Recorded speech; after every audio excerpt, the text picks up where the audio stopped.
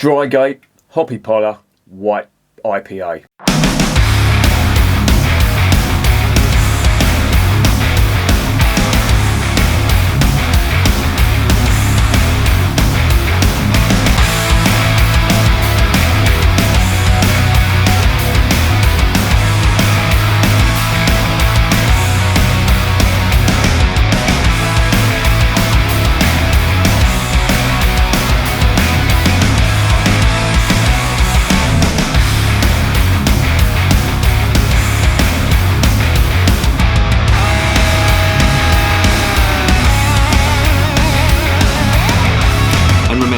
Life is too short to be drinking shitty beer.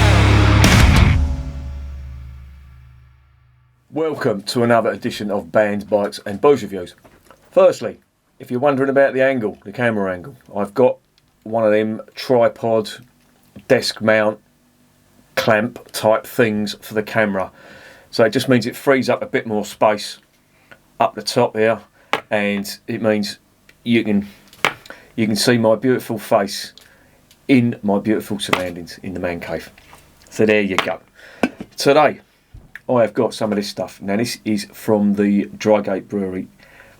I have to say, before we even start this, I'm not really a fan of this brewery. I have tried a few of their beers, and I have to say every one has been distinctly average, and I'm not really that impressed, to be honest. But why did I buy it? Well, it was cheap. I got it from Lidl's. They had their usual craft beer fest, which it's weird. It's got a lot of Scottish brewers in there. In Lidl's, they employ Williams Brothers, they employ Drygate, they employ the Loch Lomond Brewery, who in fact I find really good. But this lot, I don't really think they're that good. I tried that Disco Forklift, didn't think much of that at all. Crossing the Rubicon, didn't get that at all. I just didn't get what they were on about there. When I say Scottish, I mean these are Scottish. Again, these come from Edinburgh, and they've been going a while. And yeah, most of the stuff I've seen from this lot has been in supermarkets. I've seen it in Morrison's, and I've seen it in Lidl's as well. They tend to, as I say, to do their craft beer. They usually supply something, and I think I've got another one in there from them. I think it's a milk stout or a coconut milk stout. And there was also another one that I tried from them earlier. Was it a Goes or something? I can't remember. That didn't impress me either. So I haven't got high hopes for this. Just before I get onto this actual beer, this is a white IPA. What's a white IPA? To sum it up, it's a cross between an American style IPA and a Belgian Wit. That's what it usually is. Now there's been quite a few good ones. One exceptional one I noted was from the Siren Brewery. I really did think that was a good white IPA. I really don't know what to expect from Drygate. I don't know whether they're going to capture that Belgian yeasty, spicy type flavour that you get in a lot of the blonde ales and the triples, or whether this is going to be dominated by the American style hops. To be honest, I think Siren got it bang on. They had subtle hops and it was more Belgian. But that's what I prefer. That's just personal taste. Of course it can vary through all of them. So let's stop guessing and let's see if we can work out what this beer is like.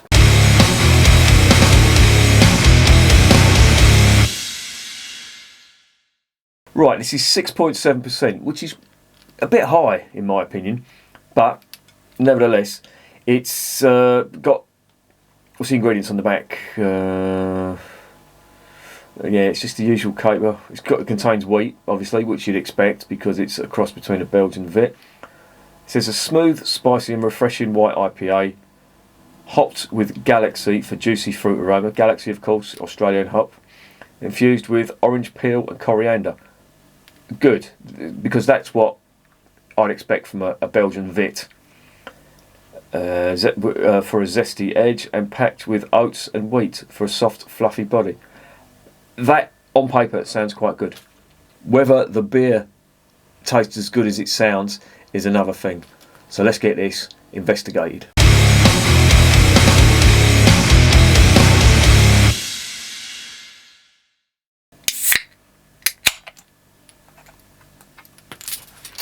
Right, now I'm going to use a glass that I normally use for Belgian Vit beers, and it is just like a straight half pint glass.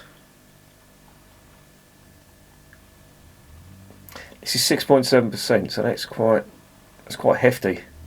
So they've obviously taken the ABV from the IPA and not the Vit. Vits are normally around 5.5%.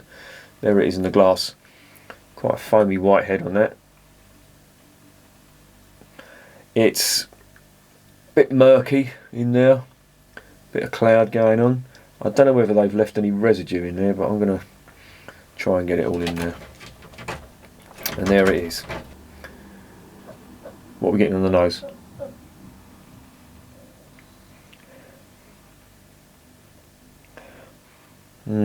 That's really not smelling good, to be honest.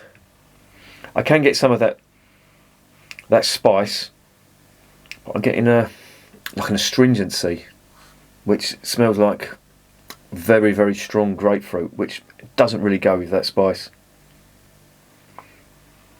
Okay, well, let's see what gives. Do you want to have a quick sniff on the aroma?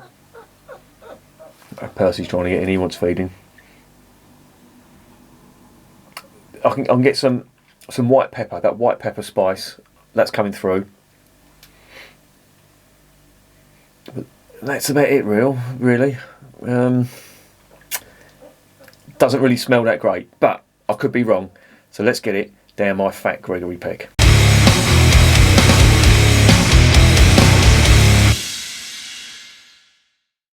Cheers.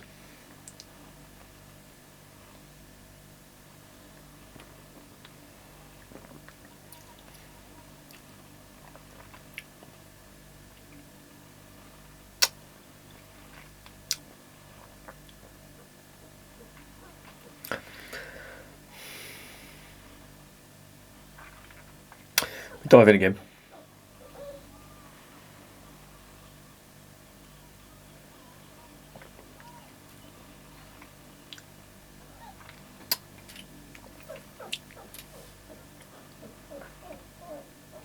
Right. I tried, or I reviewed Hoegaarden the other day. I haven't put it up yet, I don't think. If you're seeing it, then obviously I've done the reviews in a different order. That was very, very sweet, and the orange on that was dominant, and it was like sweet orange. I'm not really getting that in here. There is an absolute ton of spice, and that's mixed with what I can discern as grapefruit. So if you can imagine white pepper, grapefruit, and there's a real astringency, a bitterness on that finish that I don't know whether I like or not.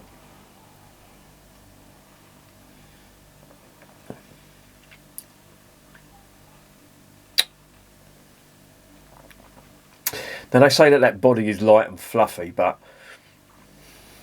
nah, that's disappointing. I'm not too impressed with this.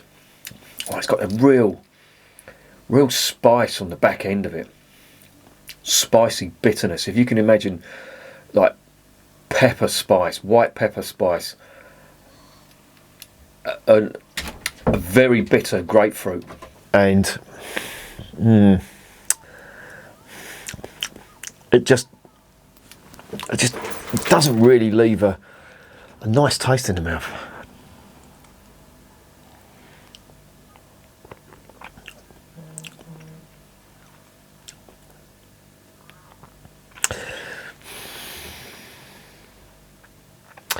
I don't know what that is, but it's got an astringency that I find in cheap supermarket IPAs, and I think what's happened here is in the boil they've put the hops in a bit too early, and they've just boiled them, and it's released all that alpha acid, and it's leaving a very, very bitter grapefruit taste, which no, I'm not.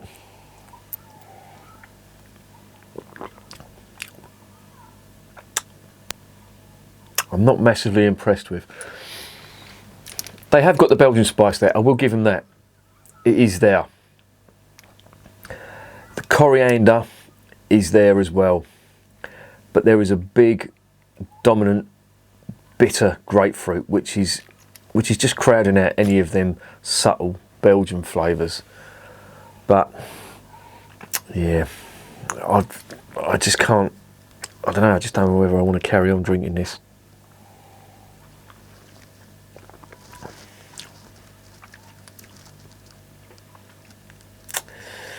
No, I'm not impressed.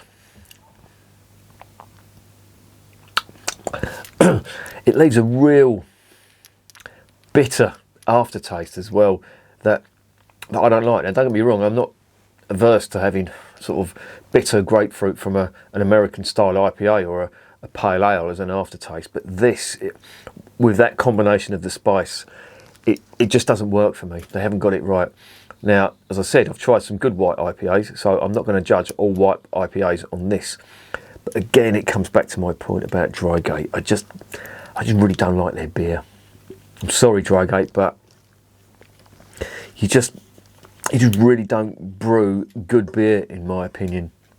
It just doesn't do anything for me. So, yeah, not really impressed.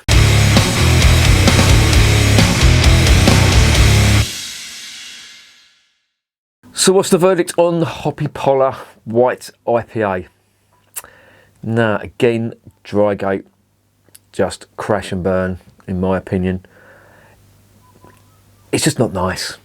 It's got a very bitter finish on it, which, coupled with the spice from the Belgian style yeast, in my opinion, it's just not nice. I don't like it. And that's in keeping with a lot of their beers. I don't like nearly all the beers that they do. I've tried, I think, 3 or 4, and each one has been really bad. Now, don't get me wrong, this was under £2. It was quite cheap. I think it was about 170 something. But even so, there is no redeeming features on this at all. I'm not enjoying drinking this. So I'm gonna give it a 3 out of 10. I've seen on their website that this isn't available anymore. Now, I don't know why that is, but I'm guessing that it's just the feedback that they've got, it's just not nice. And people have told them and they've dropped it. And to be honest, good move, Drygate, because this is not a credit to you at all. I really don't like it. So yeah, that's going to be a 3 out of 10. I'm not recommending that. If you can get hold of it still, don't bother.